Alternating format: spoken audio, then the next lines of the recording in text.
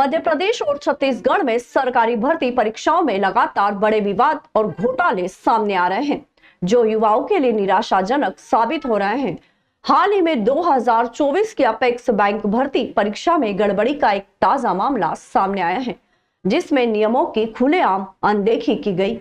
इस परीक्षा में लिखा हुआ रिजल्ट जारी किए बिना ही इंटरव्यू के लिए मेरिट लिस्ट तैयार कर दी गई, जिससे साफ दिखता है कि इसमें कोई पारदर्शिता नहीं थी। आरोप है कि इसमें महत्वपूर्ण पदों पर कुछ खास लोगों को फायदा पहुंचाने के लिए रिश्वत और परिवारवाद का सहारा लिया गया। इस भर्ती परीक्षा के संदर्भ में अपेक्स बैंक के प्रबंधन पर आरोप है कि चयनित अभ्यर्थियों के स्थान पर उनके रिश्तेदारों और करीबी लोगों को नियुक्त किया गया। कैबिनेट मंत्री विश्वास सारंग के ओएसडी संजय मोहन भटनागर के बेटे अनुराग मोहन भटनागर, बैंक के एमडी मनोज कुमार गुप्ता के भतीजे प्रथम गुप्ता, अपेक्स बैंक के ओएसडी अरुण मिश्रा के भतीजे संकल्प मिश्रा और रिटायर्ड ज्वाइंट रजिस्ट्रार एसएन कोरी की बेटी मोना का नाम इस मेरिट लिस्ट में शामिल है। इन नामों के शामिल होने से ये मामला और भी गंभीर हो गया है। परीक्षा में भर्ती के नियमों के मुताबिक एक पद के लिए 3 गुना अभ्यर्थियों को इंटरव्यू के लिए बुलाया जाना चाहिए था, लेकिन ऐसा नहीं किया गया।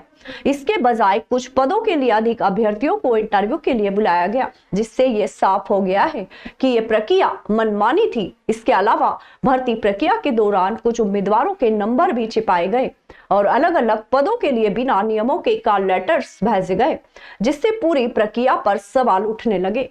उदाहरण के तौर पर एसएससी वर्ग के लिए एक पद पर 12 उम्मीदवारों को बुलाया गया, जबकि नियमों के मुताबिक केवल 4 उम्मीदवारों को बुलाया जाना चाहिए था। इसके बाद मध्य प्रदेश और छत्तीसगढ़ के अन्य प्रमुख भर्ती परीक्षाओं में भी गड़बड़ियों के आरोप सामने आए हैं, जैसे कि एमपीपीएससी असिस्टेंट प्रोफेसर भर्ती परीक्षा 2024, जिसमें आंसर की में गड़बड़ी और आयोग के झूठे बयान सामने आए हैं।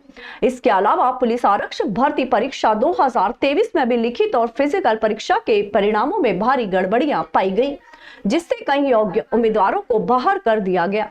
इन परीक्षाओं के परिणामों पर भी सवाल उठ रहे हैं और प्रभावित उम्मीदवार न्याय के लिए हाई कोर्ट का रुख कर रहे हैं। इस सब के बावजूद सरकारी भर्ती परीक्षाओं में गड़बड़ियों के मामलों का सिलसिला थमने का नाम नहीं ले रहा है। ये दिखाता है कि अगर इस प्रणाली में सुधार नहीं किया गया तो युवाओं का भरोसा पूरी तरह से टूट जाएगा। इन घोटालों के खिलाफ कड़ी कार्रवाई की आवश्यकता है, ताकि भविष्य में सरकारी भर्ती प्रक्रियाओं में पारदर्शिता और निष्पक्षता सुनिश्चित की जा सके।